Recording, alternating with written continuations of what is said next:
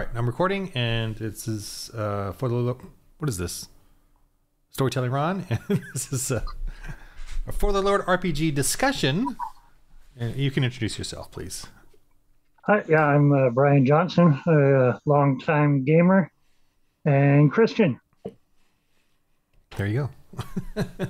Yeah, I was curious about that. You emailed me. The first email you sent me was like, I was like, whatever, dude. I was like, just basically my ending was, you do better. You go, whatever. And then you emailed me back saying, I didn't get it. Was wondering, and that email was much nicer. So I was like, oh, okay. So this guy was not meant to be. Well, in my mind, I was just trying to be brief because I didn't want to overwhelm you if you were like not interested in any kind of dialogue about this stuff. I didn't want to burden you. But then I realized, I didn't say enough to let you know that I was coming from a genuine place, not just being critical. Yeah, that's fine. So then, your emails, so then we went back and forth, and then I was really intrigued with, I was intrigued with the whole thing, but I was intrigued with how you kind of had the similar pathways that I had as far as role-playing games. And when you brought up MERP, and I was like, oh, cool, he went through that. So yeah, you definitely, and then you said you said you obsessed over stuff, right? You're creating dungeons and creating stories and all that. Oh yeah, when I was a kid, it was it's what I did all the time. Summers, seriously, it was really most time me and one other guy, and he was always dungeon master, so I always got to play characters, and it was like every day, all day long. That was like it was just best memories of childhood right there. And then later, as I got older, I'd play more with more people. There was a comic book store in my neighborhood that would have host games. So we got to, play with groups like that. But mostly my fascination is in just the system creation. If I can, I will read a rule book cover to cover, and that's like fun for me. I enjoy doing that. Right. Playing is fun too, but it's not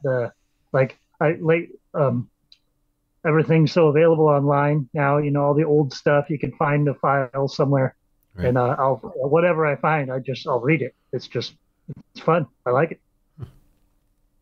Yeah, it's kind of like reading some Pulp Fiction or some cool little sci-fi book or some fantasy adventure. Just reading the rules and the settings and stuff. And it always triggers my inspiration. I've always had this idea of like a really. Did you ever read the Wizard of Earthsea series by Ursula Le Guin? No. Those are pretty good. But the way they dealt with magic in that was just a very interesting kind of intuitive, the way she described it had this intuitive sense. And I was always fascinated, like if you could create a system for spell casting that what he's trying to do. And if he has, it's been a work in progress, but then magic itself has kind of lost its, luster for me, even as a game aspect, just because culturally we see a resurgence in paganism and this I would say even a hyper fascination with these things again.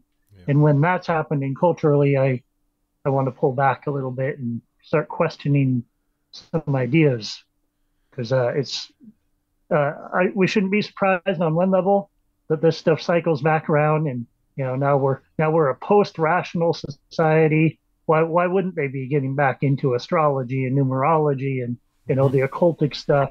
Now they could even relabel it with some kind of scientific lingo to justify why they don't sound quacky when they're talking about trying to find some way to control the physics of the universe through means that we just haven't fully understood yet. So that's why we don't have science textbooks on this stuff yet. But one day we will. And, but it's, for all intents and purposes, it's just magic. It's just man's attempt to control his environment through these kind of means. Yeah, I'm just because of this game, I'm looking at church history and I'm studying church history, and it's like, that is so much more fascinating now to me than Marvel fandom or Star Wars, Wikipedias, because I was all into that doing Star Wars RPG, and I realized, wow, that was just a waste of time compared to this. And you know, I'm reading about how in Paris, 30,000 sorcerers, and you know, back in the day, in 14th century, and many more witches, because there were more females doing it than males. So this has never gone away. It's just a matter of whether the church is going to be loud and rebuke it, or it's going to you know, settle into this go along to get along, which I think is what we're at now. And so now the paganism is on the rise and pushing out, and we see it in its true form. Sure. You know, so Sure.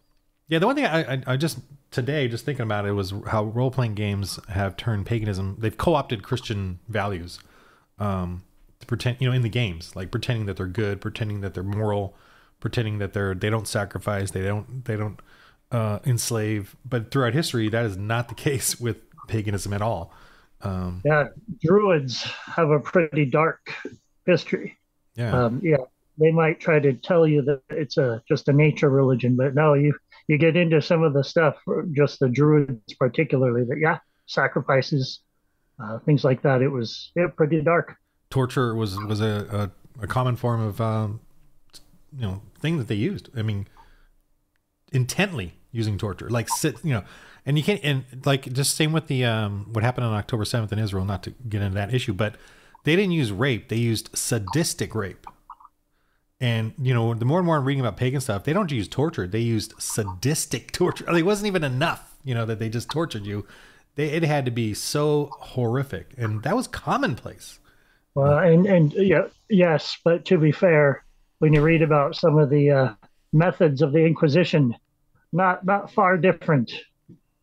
I'm gonna have to read up on that, because I question that, because you know, like the Inquisition and the witch trials, the church did not do or was not supposed to do the torture, right, or the whatever. If when they got to a point where they couldn't do anymore, so they handed it over to local authorities. That was the presumptive method of the church. Now, some of the church people, there's plenty of people in the church that are false Christians, gained power and did that. It was not in the policy to do that, right? It was the individual doing that. Well, you would. I mean, you know, and correct me if I'm wrong on that. I do want to research more on that, though. No, and I have. I was going to tell you of a great history book that a series. It's called 2,000 Years of Christ's Power. It's a 4 or 5 volume set, and he's still continuing. But each book is a section of church history, right? And he writes so well and so comprehensively that yeah, I blew through them. I couldn't read them fast enough. That's a very great resource just for introductory surface level. But he'll walk you through the you know, but when the splits happen, he'll give you equal time Eastern, Roman. When the Reformation happens, he'll give equal time to the Roman, Eastern, Protestant, Anabaptist. Like he does it with a pretty fair shake. Like anyone you're reading, you don't get the impression that he's one of the other groups criticizing this group. Like it's like he tries to paint everyone in the best light he can, just giving the historical details. Mm-hmm. Fantastic. 2,000 Years of Christ's Power. That's a good one. Oh, but no, in that time frame of the medieval church, we have what's been called Christendom after Constantine. You know, as the religion of the empire becomes Christianity, and you know you get that blend, and then as the Roman side of the church starts grabbing more political clout and power for itself, it's hard to distinguish, you know, so in the Inquisition was motivated by the church itself, but yes, I would say some of the methods of force were given to the arm of the state, but still the state wouldn't have been doing it if the church didn't want this to happen. So the degree in that time, particularly the degree to which we say, well, it wasn't the church, it was the state, is harder to make that argument in that time because the two were so closely aligned. Yeah. But if you look at even the church today, there's plenty of church that is not really church. There's progressives, there's the Democrat, the wing of the Democrat Party. So, you know, I question all of that because the church itself, if you follow doctrine, there's nothing about doing any of this stuff, the torture or the killing or whatever, throwing stones. Yeah. You know, so for the church is obviously going to be easily co-opted by pagans, pagans who come as wolves and in sheep's clothing. So I'm still going to defend the church. I'm not going to defend every movement and everything, but I'm personally in the pursuit of not being ashamed of it, because even in the New Testament, it says this is going to happen. It says the churches are going to get corrupt. It says that there's going to be false Christians and false Christian prophets. And so there's not a confusion there if you really, study the word and know what's going on. And yeah, another thing is that in this game, to bring it back to Fort Lord RPG, one of your criticisms was the guy was dragging the witch around forcefully. And I'm like, that's exactly what does happen though, because he got frustrated. He's a human being. I pushed every button I could, and that's what pagans do. They push your buttons. They want to get under your skin. They want to use mocking and scoffing deliberately to hurt you, and people will lose, and our Christians will lose it. We will, I will lose it. That's why I don't go out on the street. I stay right here. This is the only place I want to lose it. So that's going to happen. And I want that to be seen though by us Christians, in our role playing. I had to think about that again after you responded to that, because that was my initial trigger. As I said in the post, it was more like, from my perspective in the moment, was like, this is online. Other people are seeing this too. This is a Christian role-playing game, and look at how these Christians are acting in this game. Like, all of that was in my mind as I was evaluating it. And it was like, oh, I don't want people to see this. That was my first reaction. But as you push back on it and say, yeah, but look, I'm not. Well, repeat that. Repeat that. I missed that. What? You froze. Duh. Go ahead. I'm sorry, you froze. I was just saying, in that moment, I was reacting to what I was seeing, right, as if this is what non-believers are going to see, and then they're going to criticize Christians for being hypocrites or any of that. And that was my first reaction. But then when you push back, the first thing that mattered was, one, it's just a game. Like, for some reason, I had a hard time wrapping my mind around that for a second. It's just a game. He's just playing a game. No, and that's not the first point. That's probably the third or fourth point. Go ahead. Okay.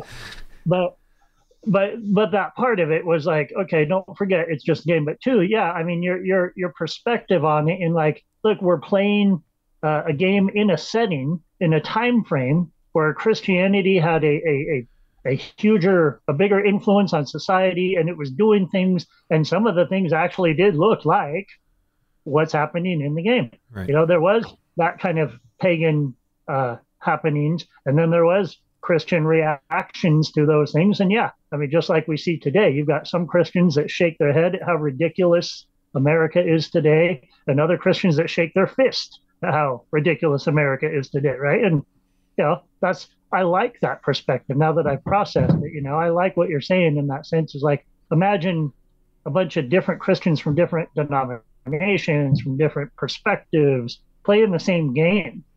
Imagine the kind of, on one sense, imagine the psychology that's revealed as these people are playing. Especially Christians together. Yeah. I mean, so all of a sudden that became really interesting and less of a turnoff for me once I could wrap my mind around that. So no, I appreciated that you were willing to dialogue with me after my miscommunication, the first attempt. Yeah. I want us to see that we mess up all the time, and especially with each other, and get over it. I want us to get over it so that we don't even try now, because we don't want to. We think we're going to make mistakes or start arguing with other Christians, so we don't even try to evangelize at all. I'd rather us know, okay, we're going to have problems here. We're going to get, we're going to hurt each other, sabotage each other before we even get to the pagans. But let's just do it anyway. I want that. I want us to know it's okay, and that we're never going to be perfect in what we do. Oh, you froze. Brian is using a Kindle, believe it or not, because his camera on his laptop is defunct. I don't know if I lost him. You froze there for quite a bit while I was talking. Now you're up back. You're back Yeah, now. you were gone. You were gone for all of Oh, that. okay. I just said I you wonder. froze. I could tell you were frozen, so I didn't. Let me. I wonder if I can get closer to my Wi-Fi. You can go back. That should do it. We'll get closer to LA. Go come back to LA because I know said you were in SoCal. Then that should help. Well, no, I'm in Utah now. Yeah.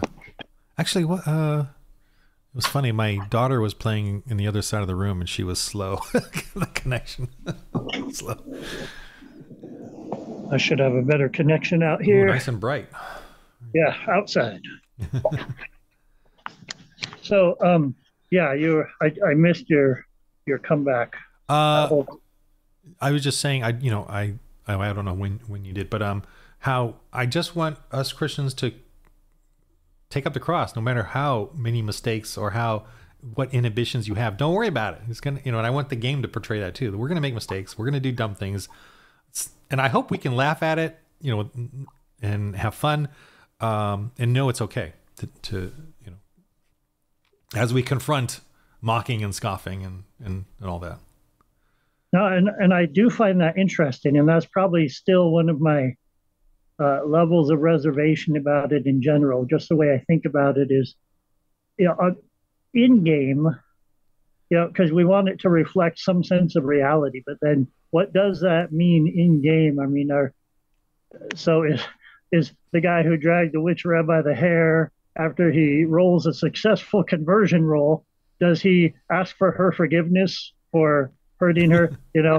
I imagine you'd say, well, yeah, You mean if he did convert her, because he didn't at the time, right? Sure.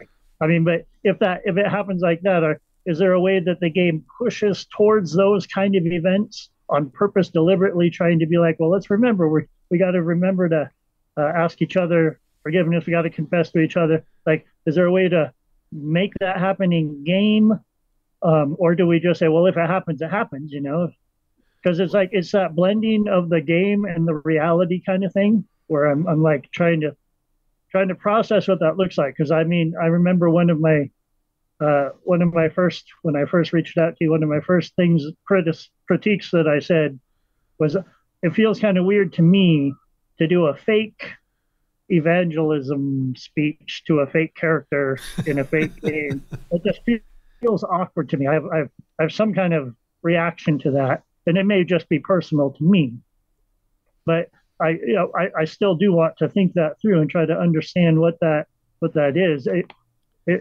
When we're thinking of it as a tool, it's like, yeah, but this could be practice. This could help people, and why wouldn't people want a little bit of practice for future potential real life evangelism? Right. And I get that, but then I could also see, well, you do it in game because in game is your safety net, but it never becomes a tool. It's all just game. That's the part I'm like, okay. I mean, yeah, is there a problem? Is it okay? It should be all of the above. So some of us are going to use it for the glory of the Lord and and learn from it, and then use it in our lives. And then some of it we're just gonna have a place where we can enjoy and relax and play a game, but still be in the Word in a way, or fellowship. It's kind of openness and paganism and stuff. Yeah, I mean, what's the alternative? The alternative is because we all got to sit around and tell stories somehow. We can't like not. That. Yeah. So let's have one where we're in. We're working on this. We got to create a culture of evangelism again. In this, we don't seem to have that anymore. I mean, I never learned it. I never, I'm a relatively new Christian, 15 years ish, and everything is about personal faith, personal journey, personal affirmation, confirmation. Yeah. Very self-centered. Yeah, even the entertainment that we have as Christians is that way. And I'm like, okay, I think I got that part down, or I think I understand that. What's the next? Where's the Great Commission? What's that all about? Okay. Yeah, no, those are very good points, and that the degree that which we can incorporate that need in other areas of our life that's not specifically tied to church itself. I mean, church is super important. It would be better if the church was doing a better job with this stuff right now, but it doesn't mean that you can't. Like what you're doing with this game, incorporate some of these ideas and some of these needs and see how it people like to play. People like to play games and stuff, and it can draw people together in a way that, like I said, cross. I mean, you're online with guys that have different accents, so I imagine they're living in different places. You know, how that wouldn't happen at your local church Right. necessarily. So I mean, it does have opportunity to branch out further and to impact. This idea of Christian unity is one that we talk about a lot in our church. We're a very small church, but we want to feel incorporated more. And when you think about the persecuted church out in other countries and what they're having to deal with and stuff, and isolation isn't the desirable. It's not what we want. We're not trying to form a Christian commune, go off grid, and have nothing to do with the world. That's the exact opposite of the way the Bible talks. But how do we engage? How do we interact? Do we just absorb? Do we just accept? And that's kind of what I found fascinating about your adventure here with what you're taking on. Yeah, and I'm doing it haphazardly, and not knowing what I'm doing, and it's kind of evolving. The only kind of evolution I believe in is this kind, where it's evolved into, to me, like a ministry now, one where anyone can take this and start their own ministry. Start fellowshipping with the guys, or if a gal wants to play, but she has to play a woman, not a guy, not a battle axe wielding guy. And my vision is like people getting together, doing fellowship with this, just getting the evangelism nomenclature going, the language, and then, hey, let's take this somewhere. Let's go to a convention and play there. Let's start inviting people. But I don't want to do that yet personally, or tell people to do that, because we still need to get the game understood as an evangelist fellowship type thing first. First, be comfortable with the game amongst Christians before you start to branch out. Sure. Yeah. And again, have make mistakes. Yeah, I mean, you're going into uncharted territory, and it's clear that you don't just want to make this the big name role playing game out there, take out all the bad stuff and just put the Jesus fish on it. You're trying to do your own thing, and that takes work, that takes time, it takes trial and error. Yeah, I didn't want to just do like 5e and just sugarcoat it with Christian motifs, because that's got its place. That's fine, but it's not evangelism. It's not, and that's what we're missing today, I think, in the culture. Because man, the pagans are hardcore evangelizing. I mean, they're pushing it everywhere, and we're just like, we're gonna go along to get along. That's what we're doing as Christians. And I'm like, what the heck? We're not rebuking anymore. I mean, not there's plenty out there, but not. I think we need more. I think, especially in the RPG culture, there's no rebuking going on. Well, and I wonder, because as I said before, I grew up in a time when my family was church-going family, and D&D wasn't allowed in the house. Secular music wasn't allowed in the house. So I wonder how many Christians are in the role-playing community. I imagine they're, even now, still a marginal, small minority of the whole, just because of that background. The whole 70s thing about D&D being a gateway into Satanism, and look, it makes kids go crazy. That documentary out there finally kind of debunked that idea. But I mean, I still know older Christians who, when they hear D&D, they think devil worship, and they remember that one trial in the 70s of the kids who killed somebody. Like, in their mind, that's not going to change. They're not, unless they go deliberately try to unlearn what they adopted as true. And that's the problem, not just in the Christian community, but it is a problem in the Christian community. You hear it from one source, and because that person's a Christian, you automatically assume they know what the heck they're talking about, and they're telling you the truth. And so you form an opinion, a biased, prejudiced opinion for or against something with zero research on your part. But it's okay because whoever's opinion you stole was a Christian, so that must be okay. Yeah. So we got to work against that kind of stuff too. Yeah, well, back in the 70s, 80s, it was hard for us to even get information, right? We kind of followed the Hollywood, the media, the three channels we had, the local newspaper. We didn't have that much. And today, though, I feel like there's plenty of Christians in the RPG culture, but I would say nearly 100% of them are quiet because of the no politics, no religion in the game. But what that really means is no conservatism and no Christianity. It doesn't. Right. The Democrats and the woke and the BLM and the LGBT agenda are completely awake and wide awake, pushing their agenda in the RPG culture. Yeah. They're going after the CEOs. They're going after the publishers. They're going after everyone. Whatever forums there are, they're going there. They're yelling and screaming. And Christians we're told to be quiet, tolerable, tolerant. Go along, get along, be quiet. And I'm like, no more. I'm done. Yeah. No, So that's right. I'm just trying to wake them up, the Christians that are playing. Yeah, and you said it well. Some of your explanations, it's not a neutral platform, and it can't be, because if it's not the one true God that exists in that universe, it's still some God, and if it's not the one true God, then it's a false God. Well, it's just a fantasy. That's true. And there's a tiny bit of wiggle room. I mean, for instance, Christians could have chosen to just play Merc, because Play what? Lord of the Rings, the role playing, because J.R. Tolkien, Merp, yeah. His worldview kind of reflects the genuine Christian worldview. So he could have played in that world as a Christian and not really have as much conflict as like the 5e scenario and stuff. Right. So there's those kinds of options too. But yeah, we didn't. No one took the ball and ran with that. As far as Christians, yeah. But no, but the games now are they're training everyone, all the kids, to be a pagan. They're do good works, be rewarded for what you do. Give up some sacrifices or alms to the temple or the whatever. That's all paganism. They're just taking out the part where they did all the slavery, they did all the torture, they did all the human sacrifice. They're just kind of putting that aside. You don't have to worry about that right now, But it's in the sexual culture too. It's incredible in the paganism, incredible sexual, trans, LGBT, gay culture in the past, in the Roman times.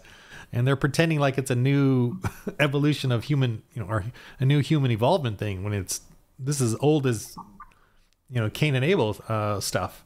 What they're talking about. So I'm like, I'm trying to reveal that too. And that one wonderful thing is again, going back into church history and reading about all this stuff, saying, wow, this is, they've hidden it quite well. They're pretending they're Christians, but without Jesus Christ, as far as the behaviors in the games. Just worship other gods. No big deal, Yeah. And it'll be interesting that as in the pagan realm, as things gain more acceptability and then just more kind of just becomes common part of perspective, if they will begin to expose some of the darkness and demand acceptance of it. Well, they are. They are now. Yeah. Sure. I mean, one guy said to me on YouTube that we pagans don't do any human sacrifices, and I'm like, I just responded with, "Is abortion murder?" And he never, he didn't reply back. But they absolutely believe in human sacrifices. Yeah, well, sure. I mean, we're saying that is what they're doing when they abort a child from a woman's womb so she can have a better life for herself. I mean, yeah. Or you do it to a baby on an altar in a dark room so you could have what they're asking for now, right? The Satanists are the Satanists that don't worship Satan. They're asking for the ritual of abortion.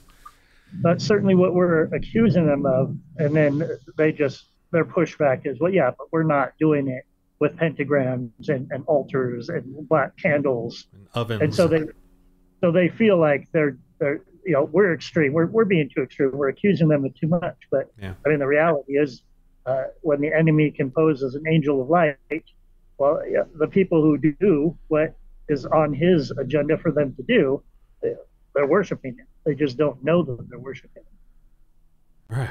Okay. Secretly, this was actually an interrogation interview to see if I could have you be a player. So. Yeah, no, I mean, I'm certainly interested. I want to be. Yeah, I'm interested in helping you just kind of figure out your mechanics and stuff, and yeah, and see how we can play a Christian role play, because I have ideas about it going too far one way or the other, and like you said, mistakes. Well, and I'm not saying you go too far. I'm saying just in the arena of Christians playing a role playing game, and how Christians can be around other Christians and all that kind of stuff. Like have all that come out, and then have some kind of meta perspective or evaluation on it, and to see what ways can the game help with aspects that Christians need help with, accepting each other, learning to deal with each other through differences, acknowledging that there's one faith, one Lord, one birth, one Spirit. Like these things are the true core values of what we are as Christians. And then there's a whole bunch of other stuff we've added on top of that make my denomination true, while your denomination may have believers in it, but can something like this help with stuff like that? I find that a very interesting idea. Well, here's my hope is that we play a series for like APOC series or whatever, and like with your sons and a couple other players maybe, and then like just like in the regular RPG culture, we have those supplements, like the DM supplements and the the expansion things, and the rules. So that would be a wonderful thing to have. Here's more evangelism type of. I like doing that kind of stuff. So here's more tables for this and more tables for that and more options here and more things like that. So that's that'd be cool. I'm more definitely I want that to be an open thing. For people that take on the For the Lord RPG, they can just start adding stuff to it and creating their own settings and their own rule sets and add-ons to help. Even like, you could do an add-on that's for homeschoolers, or an add-on for Bible studies, or add-on for this or that, whatever. That's fine by me. So yeah. Yeah, no, it would be interesting. And I know you said you interact with homeschool communities out there doing those tours and stuff. And integration tours. We have a smaller community out here, but maybe there is a way to bring. I mean, that game is a very social thing. I mean, there's some potential there that is interesting. So yeah, I like the idea, and I want to be of assistance in some way, for sure. Okay. All right, let's end this video, and then you and I can talk afterwards a little more on the logistics and all that. But I just want to say I'm definitely grateful that the emails turned. Went in a different direction than I felt. So that was good. And appreciate your long suffering as it got clarified. And what was really cool is, at least that day, or some others, but I've been getting more emails now, and that's really nice. That's really neat that people are inquiring and letting me know, what they're doing. So it's definitely. I mean, I started with nothing. I gave up the 5e, the other RPGs to do a Christian one. I gave up my D&D group, very cordially. It was nice, and I'm still talking to a couple of them. But I had nothing, and I'm slowly, what I'm saying to other Christian RPGers, it'll happen if you try. If you try, just keep struggling at it. You'll start getting players. It does take work though. Well, you said providentially, you say, well, look at the background experience you have that got you ready to be able to do what you're doing right now. Yeah, so we got to trust that our life story has been, under control this whole time. Well, so even up to this point, like you said, your desire is to do it for the Lord's will, and look at what you're doing now, and look at what you did over the past few years of just role playing. 45 years. Yeah, it's a long time. And I want to say too, I don't know if I'm doing God's will right exactly. I don't know if God's, the Holy Spirit are leading me in this. I'd like to think so, but I'm not going to assume so. But I love it. I don't, God doesn't want us to be perfect when we serve him. He wants us just to try, just try, and he doesn't need us, right? He can do everything he wants. He's going to do what he wants, but he does want to let us do something too. He wants to let us keep busy for him because we love him. So, and that's what I'm doing. Yeah. We had a dry time, I would say, in Christianity, because if we look back at the early time of the Reformation, the Renaissance, all that kind of stuff, Christians were heavily involved in the arts and in the sciences, and for some reason there's been a pullback. We've let the pagans, the pagans have it all, take credit. And now there has been a resurgence lately, I would say, in the past 10 years, as some of it was just general evangelicals just have no connection to their history at all. They don't even know what the Reformation is. They never heard of Martin Luther, stuff like that. And so that impacts, when you don't know anything, how are you going to produce and create? And what can you interact with to create? So everything got kind of CCM, I guess is what we say. It all kind of blended into this blah, milky kind of feel-good music, particularly you see it in the music. And then Christian books out there. There was the Left Behind series.